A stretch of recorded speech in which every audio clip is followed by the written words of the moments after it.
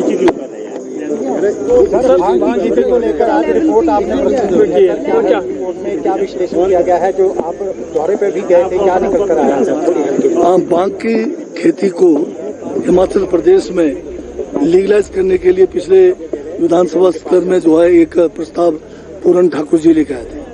उस प्रस्ताव में पक्ष और विपक्ष ने दोनों ने उस प्रस्ताव का समर्थन किया था और उस समर्थन को देखते हुए माननीय अध्यक्ष महोदय ने जो है सरकार से एक कमेटी इस बारे में गठन करने का जो है सिफारिश की थी और माननीय मुख्यमंत्री ठाकुर सुखविंदर सिंह सुक्खू ने उस सिफारिश को मानकर जो है एक सर्वदलीय कमेटी का गठन किया, जिसमें मुझे उसका अध्यक्ष बनाया गया। और ये कमेटी जो हमारी सर्वदलीय कमेटी थी, इसने न केवल हिमाचल प्रदेश में बल्कि हमारे पड़ोसी राज्य खासकर उत्तराखंड, जम्मू कश्मीर और मध्य प्रदेश में भी भ्रमण करके वहां पर भांग की खेती किस तरह से की जा रही है, किस तरह से वहां पर जो है उत्पाद को जो है अन्य जो है वहां पर इसके द्वारा दवाइयां बनाई जा रही है, इन सारे बातों पर गहन विचार किया। और हिमाचल प्रदेश के सभी जिलों में जाकर पंचायती राज संस्थाओं के हमारे जिला परिषद से लेके प्रधानों तक इन सब से हमने जब विचार विमर्श करके एक सहमति बनी कि ये जो भांग की खेती है हिमाचल की आर्थिकी के लिए भी फायदे में है और किसानों की आर्थिकी के लिए भी फायदे में है, तब हमारी कमेटी ने सिफारिश सरकार से की कि इसका जो है खेती हिमाचल प्रदेश में किया जाना चाहिए और सरकार ने इसको जो है विधानसभा के पटल पे लेकर दिया और उसी के बारे में आज हमने जो अपना वक्तव्य दिया। सर, आपकी समिति ने सिफारिश की है कि वैध होनी चाहिए, इसका जो है औषधि इस्तेमाल होना चाहिए। हमने जो सिफारिश की है उसमें इंडस्ट्रियल यानी कि आपके औद्योगिक उसके लिए भी और साथ में औषधीय गुणों के लिए, मेडिकल उसके लिए, दोनों के लिए सिफारिश की है। और एनडीपीएस एक्ट में आपने कहा कि इसमें प्रावधान है कि संशोधन किया जा सकता है, इसको वैध किया जा सकता है। हाँ, एनडीपीएस एक्ट में जो है राज्य सरकारों के ऊपर छोड़ा गया है कि वो चाहे तो एनडीपीएस एक्ट के संशोधन करके अपने इलाकों में इसकी खेती को लीगलाइज कर सकते हैं। सर, अभी राज्यों का दौरा तो आपने कर दिया है, अब अन्य देश जो इसको कर रहे हैं ये खेती, कौन से देश हैं सर? कौन से देशों में आप देशों की अगर हम बात करें तो यूएसए में, कनाडा में और जो हमारे जो मलेशिया है, इंडोनेशिया बने हैं, बहुत सारे यूरोपियन कंट्रीज में जो है इसको जो है इसकी खेती की जा रही है। कई जगह पे तो जो है टोटली लीगलाइज भी कर दिया गया। नेगी जी, आपने अभी तो कमेटी ने अपनी रिपोर्ट दी है और उसका थोड़ा अध्ययन करेंगे, उसके बाद ही मुझे लगता कि उचित कहना होगा। लेकिन इस माननीय सदन में एक बार में अनेकों बार इस विषय पर चर्चा हुई और चर्चा होने के पश्चात जो व्यवहारिक पक्ष अभी तक देखा गया है उसमें फिर आगे नहीं बढ़ पाए और वहीं रुक गए। उसकी वजह यही है कि प्रदेश में एक बहुत बड़ा वर्ग भी ऐसा भी है जो ये मानता है कि अगर भांग की खेती को हम प्रोत्साहन देंगे तो नशे का प्रचलन नौजवानों में, नई पीढ़ी में और ज्यादा बढ़ेगा। इसलिए मैंने पिछले कल भी विधानसभा के अंदर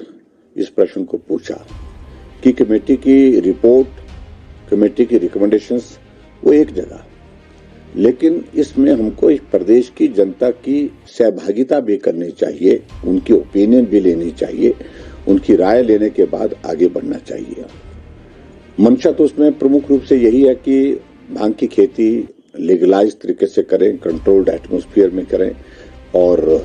आय का एक जरिया बने और उसका जो सब्सटेंस जो है जिससे मेडिसिन बनती है उसको हम एक्सट्रैक्ट करें। इस प्रकार की मंशा इसमें जाहिर की गई है। लेकिन अभी तक हम इस बात को लेकर के भी स्पष्ट नहीं हो पाए हैं कि जो कुछ एक स्टेट्स ने इस तरह के इनिशिएटिव लिए हैं वहां के परिणाम क्या है, वहां लोगों के अंदर एक्सेप्टेबिलिटी क्या है, उसके बाद फिर लोगों के बीच में एक्सेप्टेबिलिटी के साथ उसमें व्यवहारिकता क्या आई है और उसमें रेवेन्यू जनरेशन की दृष्टि से क्या उस स्टेट को हासिल हुआ है और उसके साथ साथ में वहां पर लोगों का परसेप्शन उसके बारे में क्या है। इन तमाम इश्यूज को लेकर के एकदम हमको